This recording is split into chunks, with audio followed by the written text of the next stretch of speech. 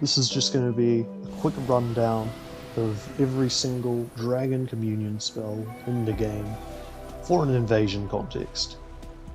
Some of this information will carry over to duels, but not a lot of it. And it's just completely different PvE. The rankings would be nothing like this. So, yeah, moving on.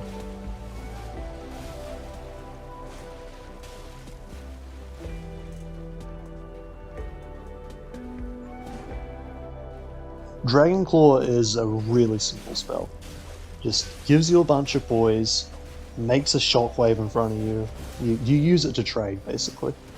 And it's okay for that. You can hit people with the second hit really often in invasions, because most people don't know that it exists. You know, they see the first hit and they think that's the end. I don't have a lot to say about this spell, honestly. It's a good trade, make people back off sort of spell, but you'll just take a shit ton of hits, is the main problem. It's also worth mentioning that you deal way more damage if you land the claw and the shockwave. Like, they're actually two separate hitboxes, and the shockwave on its own is pretty weak. The only way this spell is really useful is if you're comboing it with Catch Flame or Bestial Sling or something like that. Like, there's some nasty stuff you can do with your like Catch Flame and then Dragon Claw and it roll catches. Or you can do Dragon Claw and then Catch Flame to cancel all of the lag.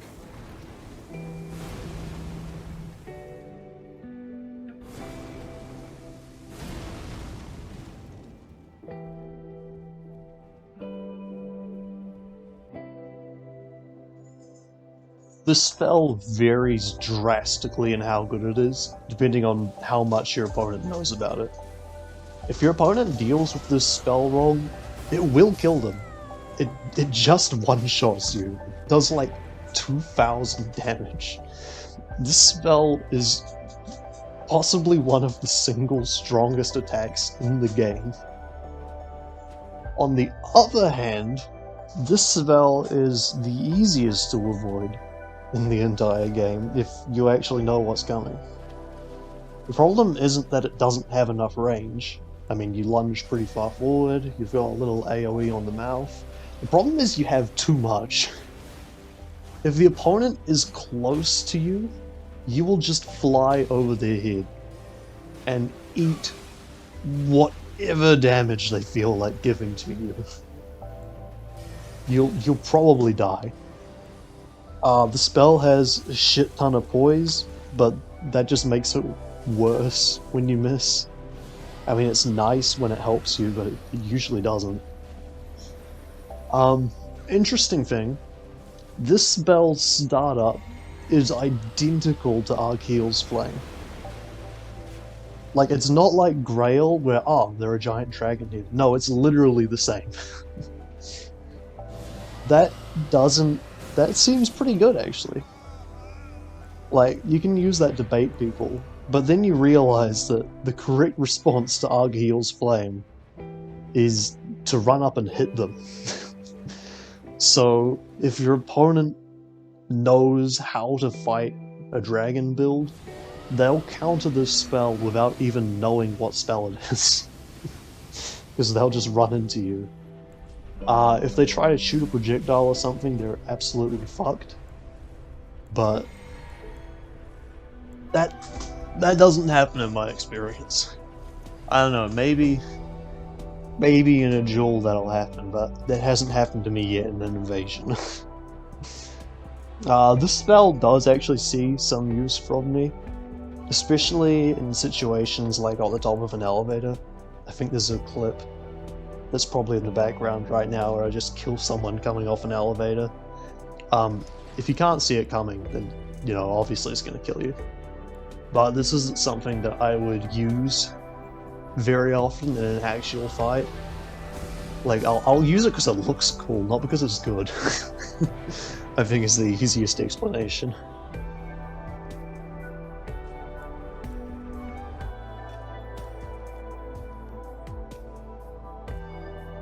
This spell is incredible.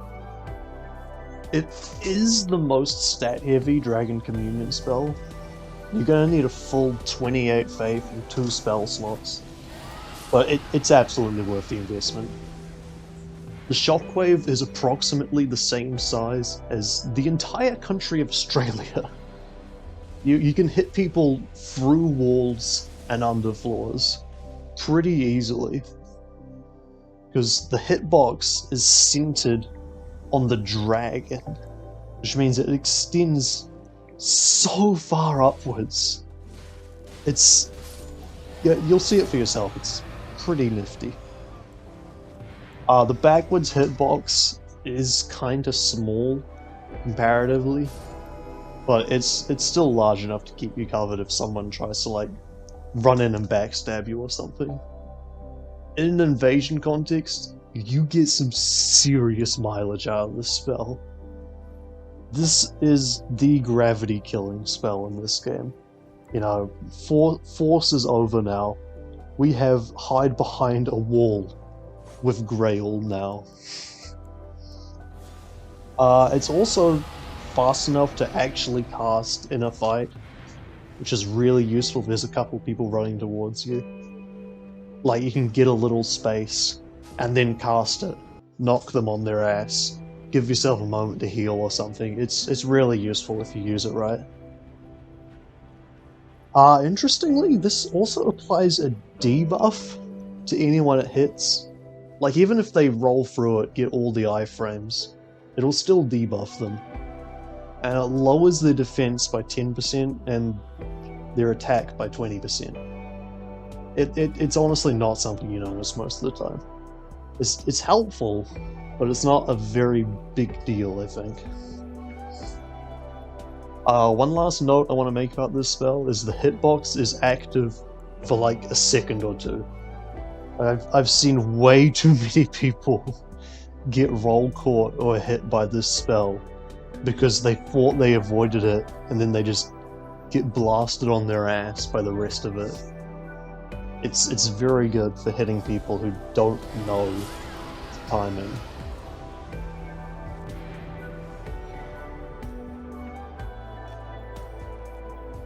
Okay, breaths. The breaths are just the meat and gravy of the Dragon Communion spells, so I'm gonna take a little moment to talk about how they are in general before I go and talk about the actual specific ones. I've seen a couple people asking whether they should use the default versions or the upgraded versions. Long story short, always use the superior. Unless you have, like, super low stats for whatever reason. The superior spells are a little more expensive stat-wise, but you get the damage increase and you get the ability to jump cast. Jump casting is insane. Yeah, it's just really fucking good, but I'll talk about that later. The FP cost doesn't matter too much. I see a lot of people thinking, oh, this will be cheaper if I just do normal rot breath instead of Iskike or whatever. No. With the way the FP drain works, you don't actually need to worry that much about it. Basically, each time you cast it, you pay the upfront cost to start breathing, and then the spell drains a bunch of FP on every tick of breath, and then you pay the upfront cost again when you start the second burst. Because, you know, you hold it down, you do one burst, which is like 3 ticks, you do a second burst, which is another 3 ticks, and then it ends. Once you've actually started that second burst, it does not matter if you run out of FP. It keeps going until it finishes either way. I don't know if this is a bug, but it's really cool. Because it means that you'll actually get more FP, like more effective FP, if you cast a couple fireballs or something and then do your dragon breath. Because most of the time, these spells just empty out your FP bar. You'll probably have noticed that if you use them. You press it, you do the full cast, and it's just gone. And that will probably seem weird, and that's why. It's basically designed to just bleed you dry.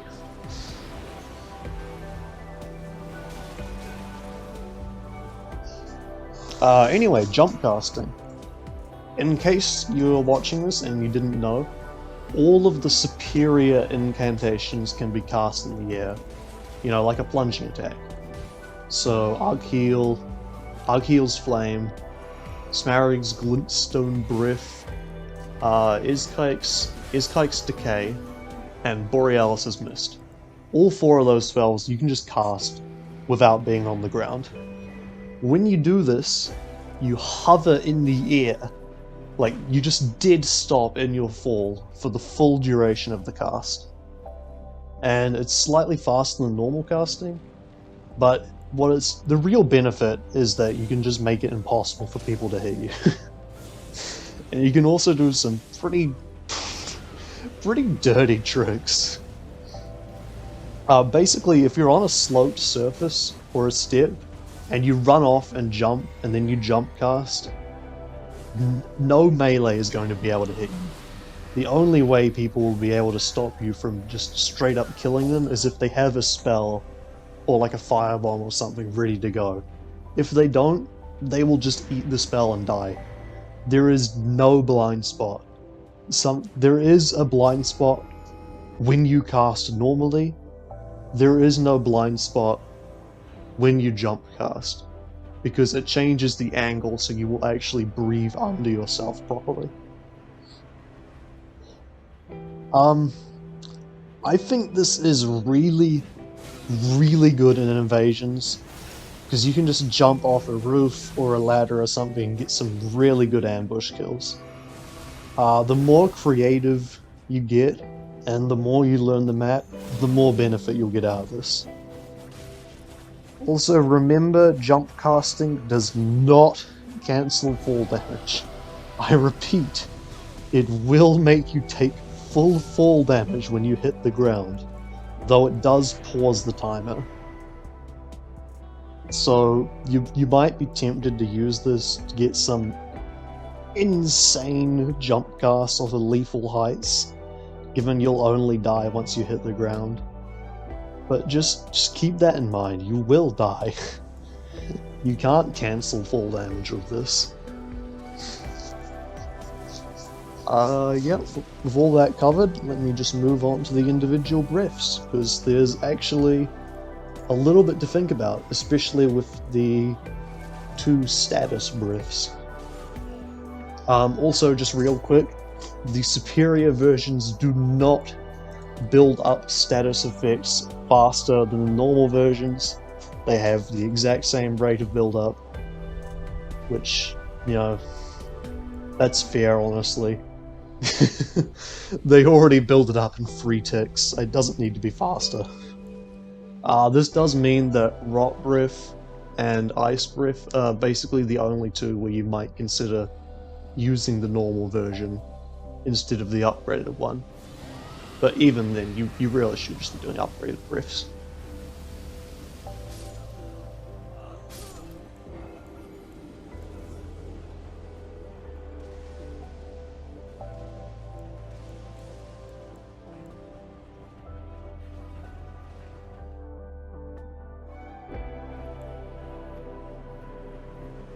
Argheel's Flame is probably the first superior spell you'll unlock, and it also has the highest damage.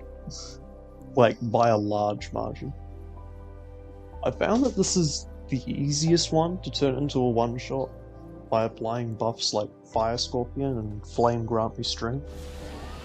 Very reliable killing machine, you can't go wrong with this one.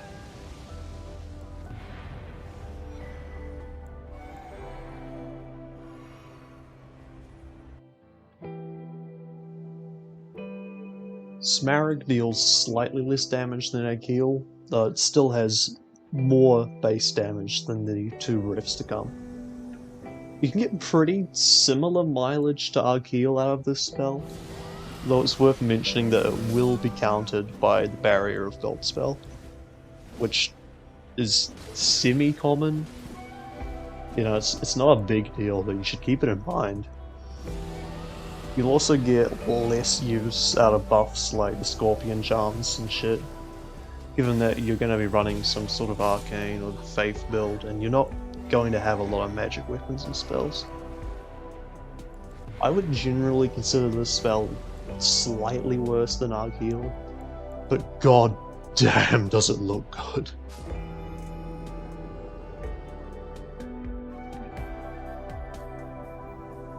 Alright, you were probably waiting for this spell to show up. And I'm just gonna come out and say it. Iskike and the Rot Breath is easily the worst of the 4 breaths. The main reason is that it just has the lowest damage output, and it also deals physical damage, which means that it's gonna have pretty shitty time against any armor, any shields, what's it called, Black Flame Protection. It's just, you're going to not see the big numbers from this one. It is true that Rot is an incredible status effect, but when I cast a Dragon Breath, I want my opponent to be dead. I don't want to chase someone while they're poisoned, I want them to be a corpse. Any situation where this breath one-shots is a situation where a different breath could have one-shot.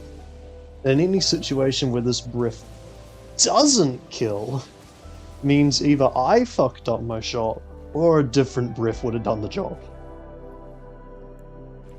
With all of that said, Rot Breath is the strongest if you aren't investing fully into casting, which is what this breath's niche is. Like if you're just playing, I don't know, you're doing a PvE build, and you've got a bunch of strength or dex or something, you just dip in the bare minimum points to use this spell. But once you've actually got the stats to one-shot with the other spells, this one really falls off. Even at low level, if you're actually spec'd into it, you can just obliterate people with Archeal. Borealis' Mist is way stronger than it looks on paper. Both it and Iskike apply their status effect in about 2 or 3 ticks, but where Iskike would apply Scarlet Rot, Borealis applies Frostbite. That means that when you're breathing on someone, you'll get an additional chunk of damage, and then lower their defenses so that the rest of the breath deals more damage. Even though the base damage of Borealis is low, like Iskike, it ends up getting the same amount as Archeal or Smaragd just because of the frost. The interesting thing though, is that Frostbite staggers you, which means that you can breathe on someone, not hit them at all, like they can just roll through it perfectly, and still get staggered and hit by the end of the spell, and potentially die. Which is fucked up. But yeah, this is possibly the strongest breath. I think the only contender is Archeal, just because Archeal fucking kills you. This spell deals magic damage, in case you were wondering, so it does have some of the same weaknesses as Smaragd, but it doesn't matter. This spell's good. This spell gets slept on hard.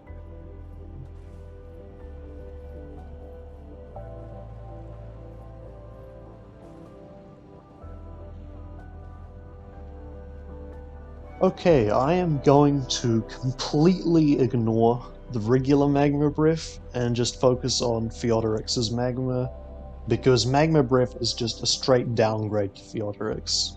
Theodorix just has more damage, has a bigger explosion, it's just better in every way. So what Theodorix does is it shoots out giant fireball, and then that explodes and makes this little field of magma wherever it lands. You can also follow it up with a second fireball if you press the button again, just like with Dragon Claw, and that'll be faster. This spell, it has decent range on it. And with the way the shot arcs, you can use it to harass people from some pretty far distances. I think Farum Azula is the best example of this, the giant ledge they drop down to. It just does not deal enough damage to kill someone though. And the magma field sounds cool, but it just doesn't deal much damage either. It's the same problem. The damage is about the same as Scarlet Rot, but the field fades away very quickly. Like, it only lasts for a couple seconds. So it's not like, you know, you've placed this impassable obstacle like with the Magma Worm boss fight. It's a slight annoyance. They'll probably just walk through it and hit you anyway.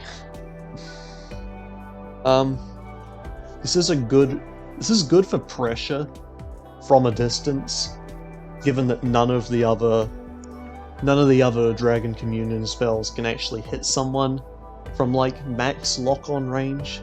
You can technically do that with this in certain environments, but it's just not good. It's not going to carry you like the other Communion spells, and there's just so many other fireballs, I think, is the main problem.